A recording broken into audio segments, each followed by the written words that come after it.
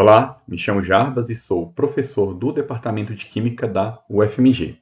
Irei falar para vocês um pouco sobre um projeto de pesquisa desenvolvido pelo nosso grupo e por parceiros que foi apoiado pela FAPEMIG. Neste projeto foram estudados diversos peptídeos com principalmente atividade antimicrobiana, além de vários tipos de derivados peptídicos. Neste trabalho, nós utilizamos como principal ferramenta a espectroscopia de ressonância magnética nuclear, ou RMN.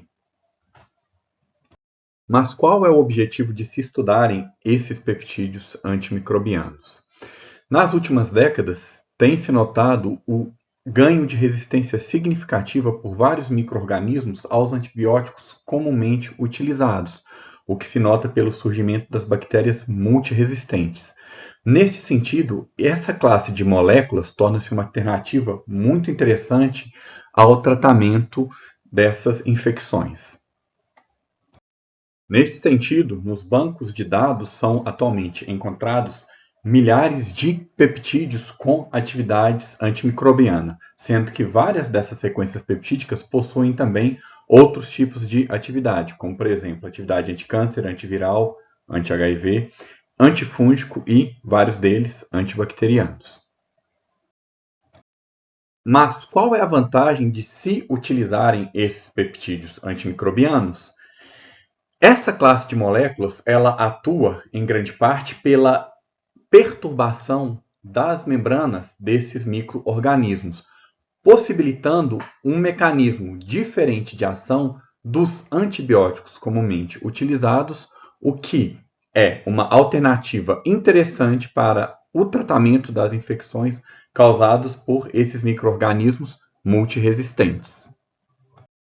Para investigarmos, então, os mecanismos de ação dessas moléculas, nosso grupo trabalha com modelos miméticos de membranas, sendo aqui apresentados vários desses exemplos de modelos, dentre eles as vesículas fosfolipídicas. Essas vesículas são constituídas por lipídios, que podem ter, inclusive, composições químicas diferentes. Aqui a gente tem representado em azul o que seria as cabeças dos fosfolipídios, que são componentes hidrofílicos, estão presentes nas interfaces dessas membranas. Já o interior dessas membranas são constituídos por caudas hidrofóbicas. Aqui abaixo nós temos um exemplo de bicamadas lipídicas orientadas, onde que tem-se uma representação esquemática de um peptídeo interagindo com esta bicamada.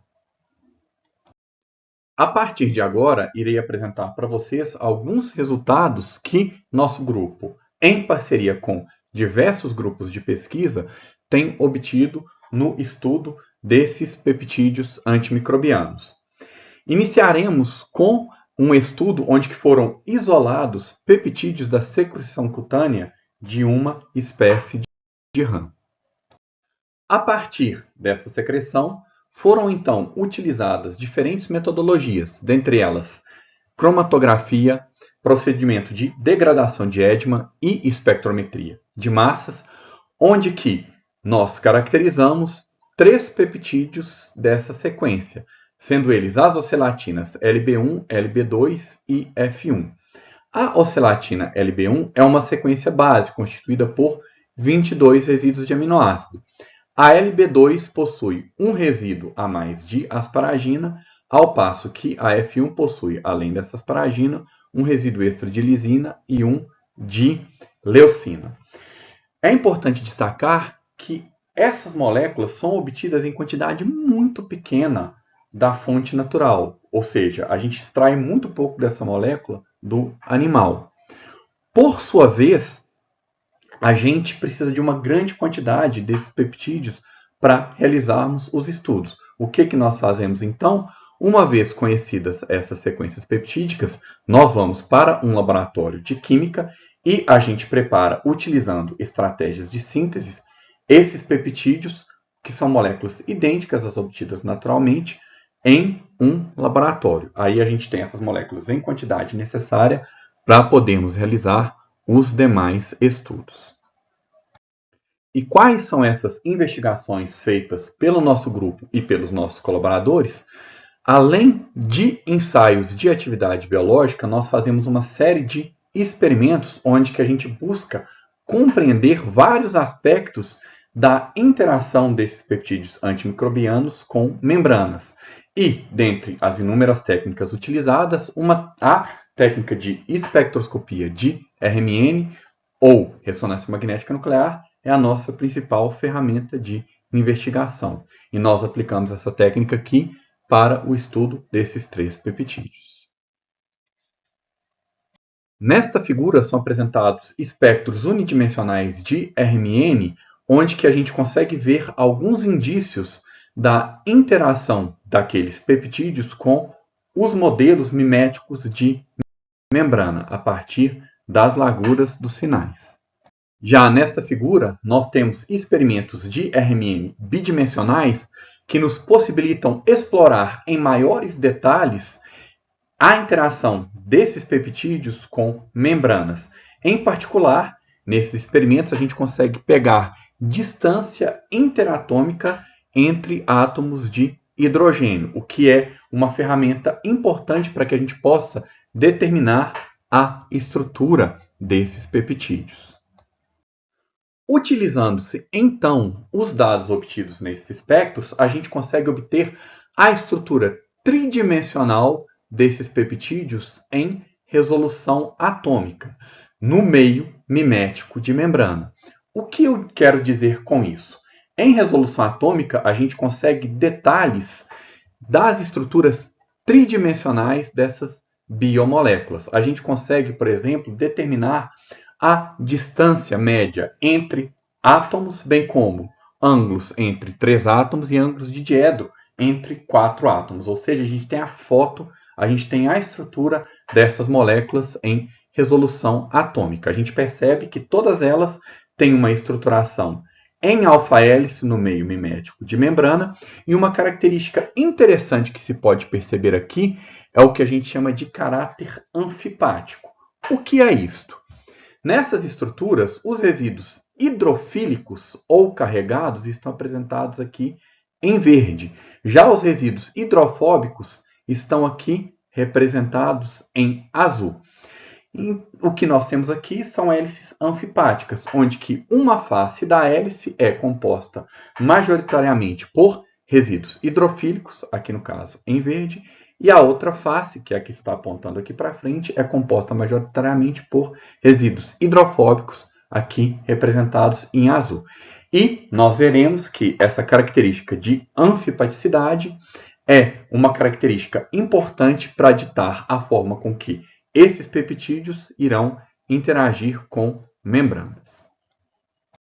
Dando sequência aos estudos dessas ocelatinas, nós então estudamos esses peptídeos utilizando-se uma metodologia de RMN de sólidos. Utilizando essa metodologia de RMN de sólidos, a gente consegue preparar esse tipo de amostra, onde que a gente consegue estudar os peptídeos interagindo com membranas orientadas em relação ao campo magnético do equipamento. E que tipo de informação que isso nos dá? Bem, a gente vai obter espectros parecidos com esses aqui que eu estou apresentando para vocês. E a partir desses espectros, a gente pode utilizar aquelas estruturas tridimensionais que eu mostrei no slide anterior para vocês e determinarmos como que esses peptídeos eles estão orientados em relação ao campo magnético e em relação a esta bicamada lipídica. Neste sentido, utilizando-se de uma série de equações que descrevem as orientações de biomoléculas com relação a parâmetros da RMN, a gente realizou uma série de simulações a partir daqueles espectros obtidos, onde que a gente consegue obter as orientações desses peptídeos em relação a essas bicamadas lipídicas. A gente pode perceber aqui que os 3 peptídeos eles têm uma orientação planar em relação à superfície da membrana. Aqui eu dou um destaque na topologia obtida para um dos peptídeos, para ilustrar isso para vocês, para o peptídeo ocelatina F1, onde que a gente consegue entender a função daquela estrutura anfipática.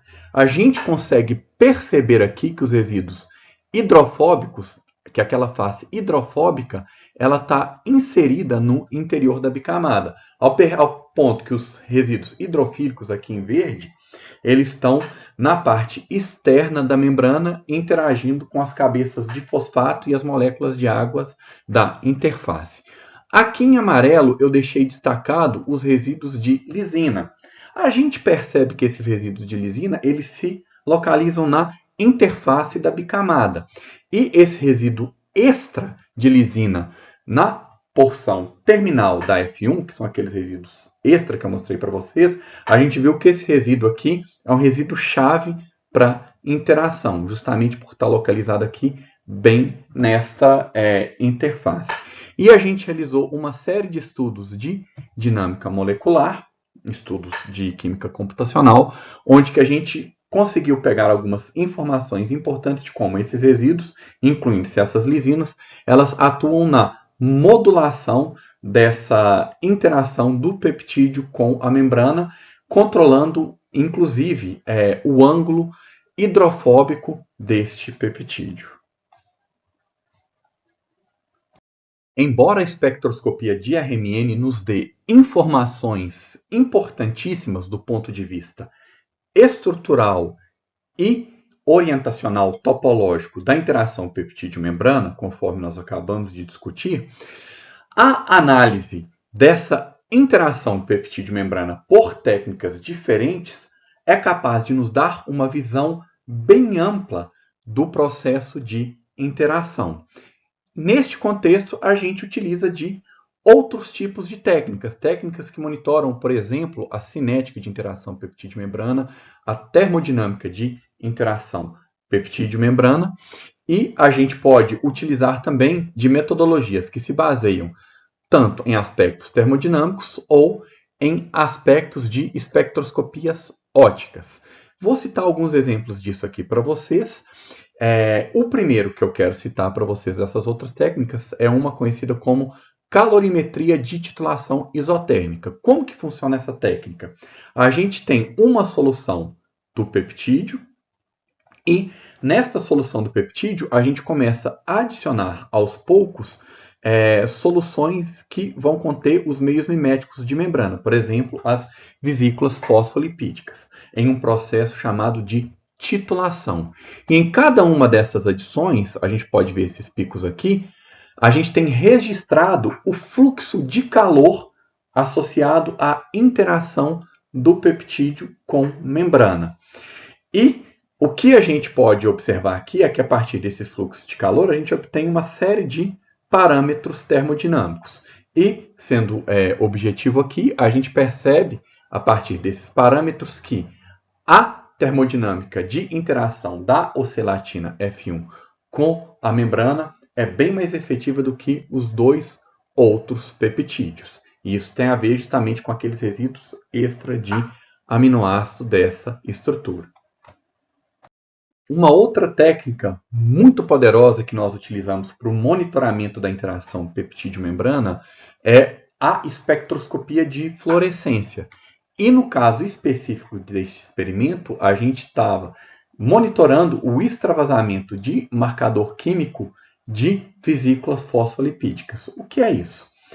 A gente segue monitorando a interação do peptídeo com membrana. Só que no caso, a gente prepara aqui um modelo de membrana, que é uma vesícula fosfolipídica, que no interior dela vai ter um marcador químico, que é um marcador que apresenta fluorescência. O que nós fazemos então? Nós fazemos novamente experimentos de titulação.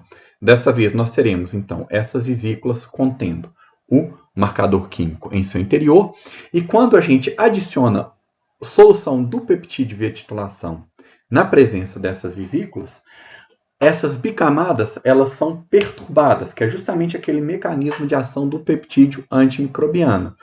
E à medida que essa integridade aqui ela é perturbada, essas membranas são destruídas, ocorre o quê? Ocorre a saída de material do interior da vesícula para a porção externa, e a gente tem aqui um aumento da fluorescência registrada. A gente percebe aqui um aumento para todos os 3 peptídeos. Só que a gente percebe que um aumento bem mais significativo, mesmo a concentrações menores de peptídeo, para ocelatina F1, indicando o quê? Indicando que esse peptídeo ele apresenta realmente um potencial de perturbação maior da membrana, o que está de acordo, inclusive, com aqueles resultados de interação mais favorável que a gente observou por calorimetria. Todos esses resultados em conjunto que a gente trabalhou, eles nos dão algumas informações relevantes. Por exemplo, o resíduo extra, em comparação com aquela sequência base de asparagina 23, ele parece diminuir um pouco a interação do peptídeo com a membrana. Por sua vez, aquele resíduo extra de lisina 24, ele aumenta significativamente a interação desses peptídeos com a membrana, o que está em linha com a atividade biológica muito superior da ocelatina F1 em relação às outras 2 sequências peptídicas que não possuem este resíduo de lisina. E um ponto importante é que se a gente quiser modificar quimicamente essa estrutura do peptídeo, uma posição interessante para a gente poder trabalhar nela é essa posição da asparagina 23, que é uma posição extra, só que ela parece diminuir um pouco a intensidade dessa atuação da interação do peptídeo com o modelo de membrana.